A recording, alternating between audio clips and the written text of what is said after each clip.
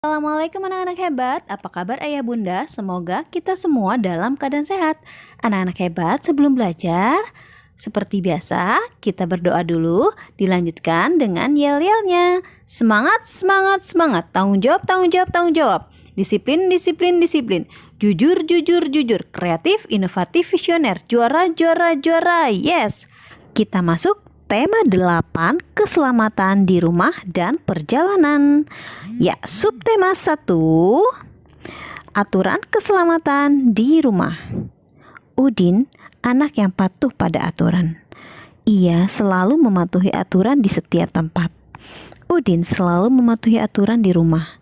Ia juga selalu mematuhi aturan di perjalanan. Amati gambar yang kalian lihat dengan teliti, anak-anak hebat. Dari gambar yang kalian lihat, jawablah pertanyaan-pertanyaan berikut. Apa saja yang dilakukan Udin pada setiap gambar? Ya, Udin selalu membantu dan berusaha menjadi anak yang tertib. Dan apakah kamu setuju dengan apa yang dilakukan Udin? Tentu saja setuju. Kita bisa lihat di gambar pertama, Udin sedang membantu ibu memasak di dapur. Gambar kedua, Udin selalu menutup pintu ketika keluar dari rumah. Pasti kalian juga setuju kan dengan apa yang dilakukan Udin? Udin selalu duduk tertib di dalam bis. Tidak lupa, Udin pun memakai sabuk pengaman untuk keselamatan.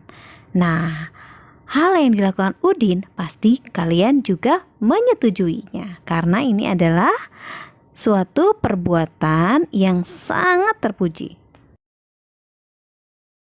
Selanjutnya, Udin selalu menyeberang di tempat yang sudah disediakan, yaitu zebra cross. Apakah kalian setuju, anak-anak hebat? Tentu saja setuju. Aturan setiap kegiatan di rumah perlu diperhatikan. Aturan berguna untuk keselamatan diri dan keluarga.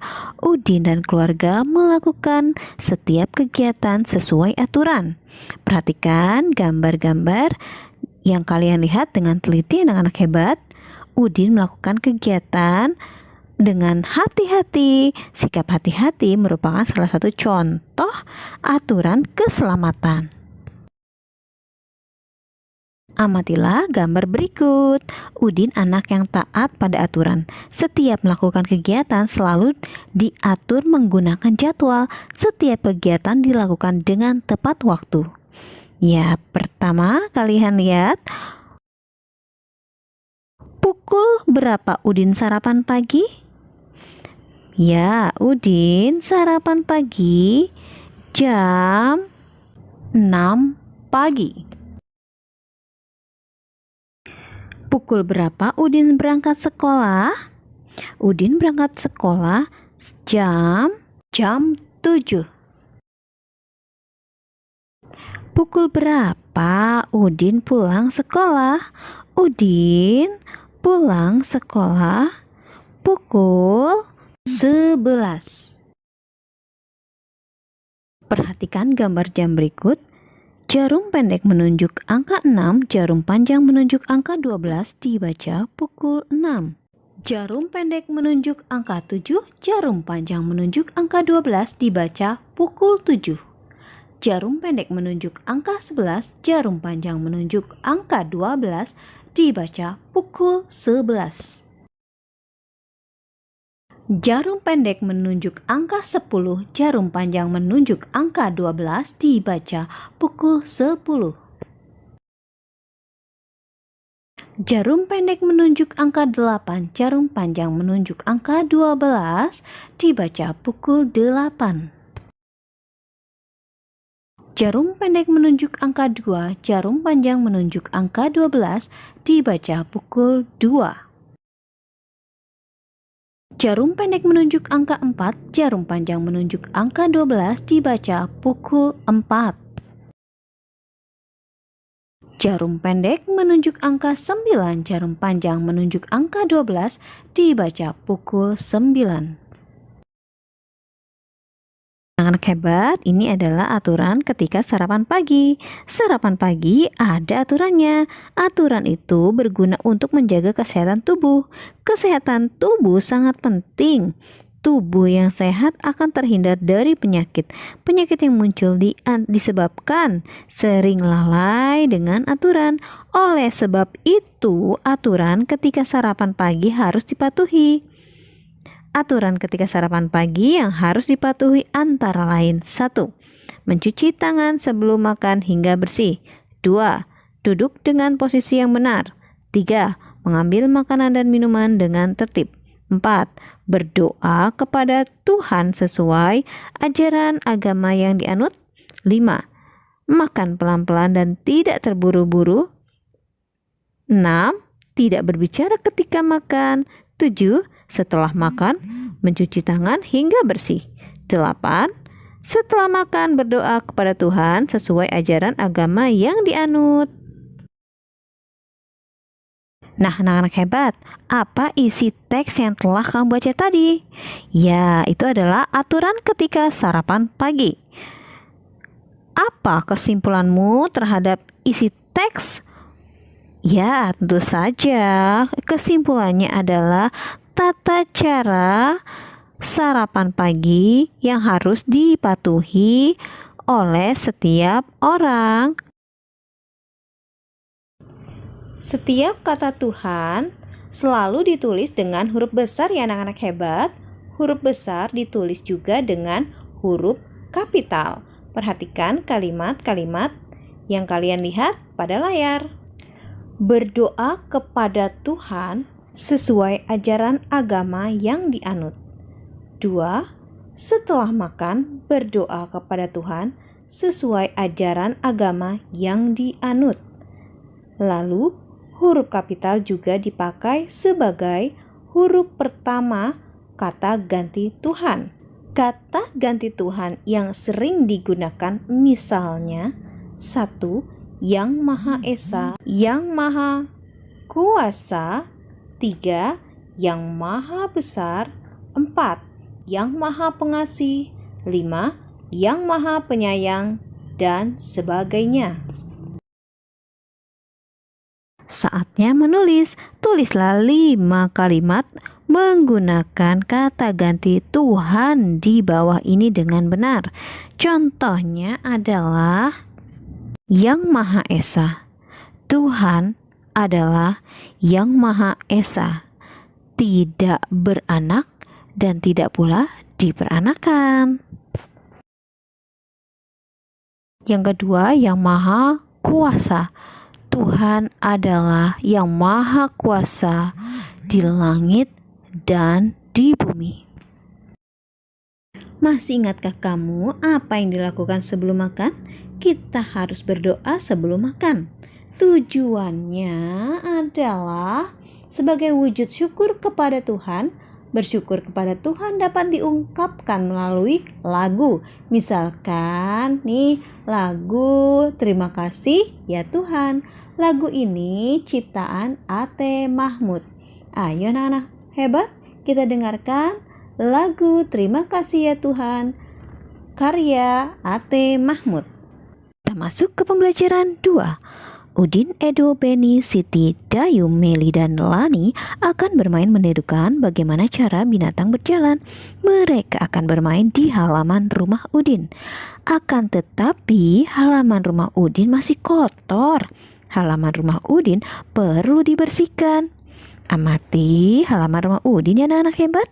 Apakah kamu dapat menemukan benda-benda yang dapat membahayakan diri?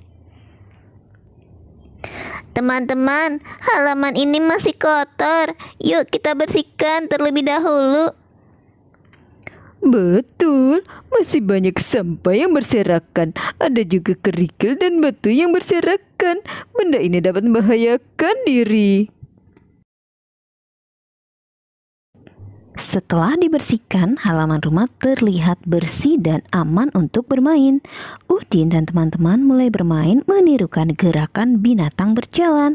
Permainan ini dapat dilakukan di darat atau di dalam air, misalnya di dalam kolam atau di sungai yang bersih di sekitar kalian ya. Menirukan gerakan binatang berjalan berguna untuk melatih otot-otot kaki agar tidak kaku. Aturan bermain menirukan gerakan binatang berjalan di air. Bermain menirukan gerakan binatang berjalan di air dilakukan secara berkelompok. Semakin banyak anak akan semakin seru, mengingat permainan ini dilakukan di air. Setiap anak harus berhati-hati. Permainan ini juga harus dalam pengawasan guru atau orang dewasa. Awali dengan home pimpa. Anak-anak yang menang akan berdiri membentuk lingkaran. Anak yang kalah akan berada di tengah lingkaran. Anak tersebut akan bernyanyi, "Ikuti, ikuti aku," sambil anak menirukan gaya seekor binatang. Misalnya, monyet berjalan. Anak-anak yang lain menirukan berjalan mengelilingi seperti monyet. Setelah berjalan keliling satu putaran, anak yang berada di tengah berteriak menyebutkan nama seorang teman. Anak yang disebut namanya segera maju. Ia juga bernyanyi, "Ikuti, ikuti aku," sambil memperagakan gerakan jalan seekor binatang. Binatang yang ditirukan tidak boleh sama ya anak-anak hebat. Begitu seterusnya, jika anak yang ditunjuk tidak dapat menirukan gerakan binatang berjalan, anak tersebut akan kalah. Dia akan mendapat hukuman. Hukumannya menyanyi sambil menari. Untuk lebih jelasnya, perhatikan gambar bermain menirukan bagaimana cara binatang berjalan di dalam air berikut. Ikuti, ikuti aku. Bermain menirukan gerakan binatang di air. Sekarang coba ceritakan salah satu kegiatan bermain yang pernah kamu lakukan. Perhatikan contoh berikut ini. Aku dan teman-teman suka bermain sepak bola. Kami berbeda agama. Walaupun kami berbeda agama, kami tetap bermain bersama dengan kompak. Kami juga saling mendukung dan tidak saling menyalahkan atau mengejek. Dengan sikap itu, kami dapat meraih kemenangan. Bermain menirukan gerakan binatang berjalan di air. Aku, Edo, Beni, Siti, Dayu, Meli, dan Lani bermain menirukan gerakan binatang berjalan di air. Kami bermain di kolam renang di rumah Beni. Sebelum bermain, kami membersihkan kolam renang dari lumut terlebih dahulu. Kebersihan air kolam renang pun perlu diperhatikan. Kolam renang yang bersih lebih aman dan nyaman digunakan untuk bermain. Bermain menirukan gerakan binatang dimulai. Kami mulai bermain dengan home pimpa. Teman-teman membentuk lingkaran. Beni yang pertama mendapat giliran berada di tengah lingkaran. Bermain menirukan gerakan binatang berjalan seru. Semua teman bermain dengan rukun. Anak yang mendapat giliran di tengah bermain dengan sportif. Sikap sportif dalam bermain akan membuat suasana menyenangkan. Apa isi teks yang kalian baca? Coba kalian tulis di kolom komentar ya anak hebat. Dan apa pula kesimpulanmu terhadap isi teks tersebut? Bu Guru tunggu ya jawaban kalian di kolom komentar. Masih ingatkah kamu penggunaan huruf kapital? Huruf kapital dikatakan juga sebagai huruf besar. Perhatikan penggunaan huruf kapital pada kalimat-kalimat berikut. aku, Edo, Beni, Siti, Dayu, Meli, dan Lani akan bermain menirukan gerakan binatang berjalan di air.